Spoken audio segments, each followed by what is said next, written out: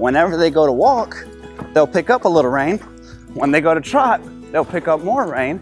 And by the time that they go to canter, they have that horse choked up so hard in the face that he has to give a crow hop. He has to act up. You want to give him the freedom to go, especially if you're working on your confidence. You want him to just move and go, be easy. All right, now I'm just gonna stop riding him here. I'm gonna take that pressure off. Notice that, he gets into that nice trot. And by nice, I mean horrible. Horriblest horse I could pick on the farm. And this is the one I picked for your video.